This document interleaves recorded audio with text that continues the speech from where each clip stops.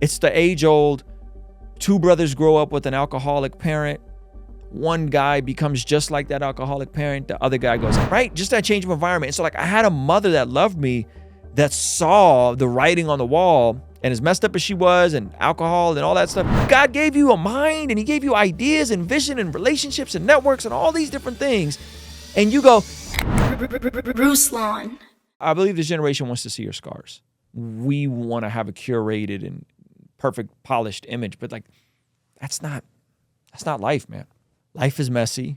Sin is ugly. It has consequences. Like, here's the tension that we live in. Most of us are a culmination of our choices, good and bad. That's just the reality of it, okay? At least in the West. If you have able body and sound mind, at least in the West. The tough part is that there can be outside forces, or dark evangelists, as Lonnie called it, that can derail and trigger things to happen in you, and we don't know how we're going to react to said things. It's the age-old, two brothers grow up with an alcoholic parent. One guy becomes just like that alcoholic parent. The other guy goes, I'm never going to be an alcoholic. I'm never going to drink. We don't know how to process this sort of things, right? People react to traumas differently. And I would tell you straight up, the essay in my life, and then the all the bad, all of it. The essay, the ridicule, the shame, being an only child, struggling with finding community, never feeling like I belong, all of it is what fueled me to help me become the person that I am today. All of it. But not everyone is wired like that. The weight of the world and or the lack of support systems or safety nets can just cause some people to crumple. Do you understand what I'm saying? And this is why it's important for us to be compassionate. This is why Jesus says he is with the brokenhearted. This is why Jesus said that what you do to the least of these, you've done unto me. Because not everyone can react to these things the same way. Some of us, bad things happen. Like there's some of you guys right now, watching this right now. You could lose your job tomorrow and it'll light a fire under you and make you turn into the person that you didn't think you were going to be for another decade. Some of you guys we're just wired different. Bad things can spark something in you. And when you see obstacles and you see opposition, you're like, yeah. Others of you lose your job tomorrow and you might end up on the streets. Like your whole life may fall apart. I don't know what that is in us. Because this wasn't before I had mindset and Gary V and Christianity to right? I just knew that I can't continue on with doing the stupid things I was doing as a kid because of the trauma, right? Because of the essay, I can't continue on down this path of, getting arrested and breaking into houses and having people come to my house with baseball bats because I did something crazy, people trying to stab me. I knew I couldn't keep on with this. And so before I even had Jesus, I was like, I'm done with this. I'm going on a straight and narrow. I'm playing basketball. Sports is going to be my thing. And sports was my God for a while. So for some of us, we just do that. There was no AA, SA. There was no support group. I just knew. And I just went. And then by the time I heard the gospel, it just all clicked. And again, I had a mother that loved me, as flawed as she was. I had a mother that loved me, that saw enough in me to pull me out of the environment I was in, take me to North County, San Diego, which was the suburbs, and give me a shot. And this is 12, 13 years old. And I went from being a 1.0 student, pretty much failing my 7th grade year, not thinking I'd have to repeat 7th grade, to going to Roosevelt Middle School in Oceanside, California, and going from a 1.0 GPA, somewhere down, maybe even lower than that, to a 3.8 GPA. Just a change of environment, the change of scenery, being around different people, not having to walk 2 miles to school because we didn't have a school bus back then. I had to get on a city bus. I had to walk a mile to get on a city bus, and then that bus would take me another mile and a half to school. Now there was a bus that came up. All those little things allowed me to go from bottom of the barrel to 3.8, 4.0, 8th grade. I could barely read, right? Just that change of environment. And so I had a mother that loved me, that saw the writing on the wall, and as messed up as she was and alcohol and all that stuff, she was able to call an audible and we moved and it worked out, you know, and it's working still. But not everyone has that opportunity. Not everyone has those options. And so this is why it's important. Like, if you are in a stable place, if you are solid, if you don't have these monkeys on your back, if you're not dealing with addiction, if you're not dealing with, right, the consequences of these dark evangelists, if you're not dealing with these things, guys, consider building your life in a way where you can be a support system, where you can be the rock for someone else, not in a weird codependent way, but in a practical way, where you could be the hands and feet of Jesus, where you can be the functional, stable person that doesn't allow people to take advantage and do wild stuff to you, but you could have boundaries, which are important, especially when you're dealing with hurt, flawed, broken people. Having boundaries, but also being able to be a part of someone's healing journey. Because I literally believe that's what Jesus is telling us in Matthew chapter 25. Everybody's obsessed with the end of days and when is pre-trib, post-trib, when is it gonna happen? And then you read Matthew 24, which is about the all the spooky stuff. And then you see Matthew 25, and he's like, be prepared like the virgins when the bridegroom's coming home. Have your oil ready, be prepared.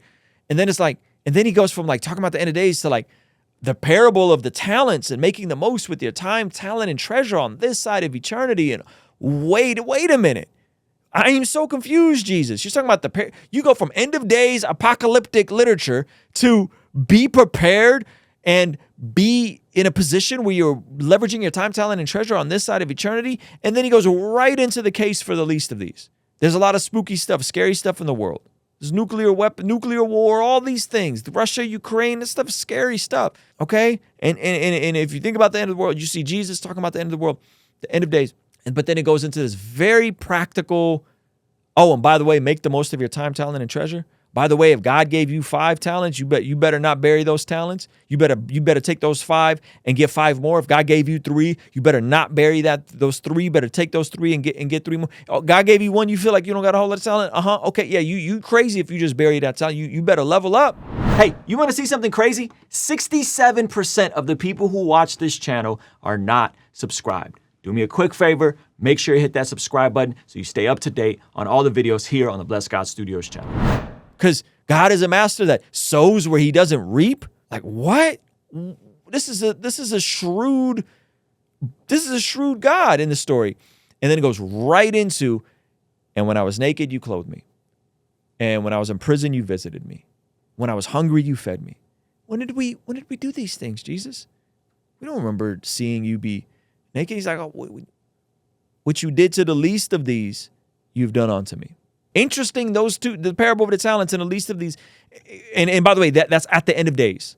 That's at the end of days. So I implore you, don't bury your talent. I implore you, if you came up in a stable household and you don't have these things you have to work through, like I did, decades of working through this. You don't have these things. I implore you, become stable and functioning and be willing to be the hands and feet of Jesus on this side of eternity. Don't live your life as onto just yourself. Don't waste your life being obsessed with all the materialism, or the flip side, not giving a crap about your life and just burying your talents and then doing it in the name of the gospel. I'm poor because Jesus was poor, so I'm poor. Listen to me.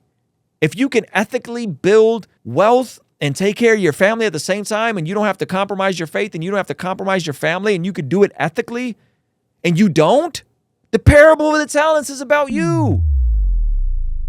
That's about you. If God gave you a mind and he gave you ideas and vision and relationships and networks and all these different things, and you go, I'd rather be lazy and not do anything. Because we don't need any examples of people being captured by wealth and captured by money. We need examples of people that can leverage money to do good, to care for the least of these, to be the hands and feet of Jesus. The last thing we need is more Christians flaunting their wealth. What we really need is more Christians humbly working out of the gifts that God gave them. Maybe out of some of the traumas that we have, the monkeys on our back, the chips on our shoulders, and saying, you know what? I'm going to channel this hurt and this pain in a productive way so that never again will my family, my kids, my extended family, my loved ones, my local church, never again will they have to go through the things I had to go through.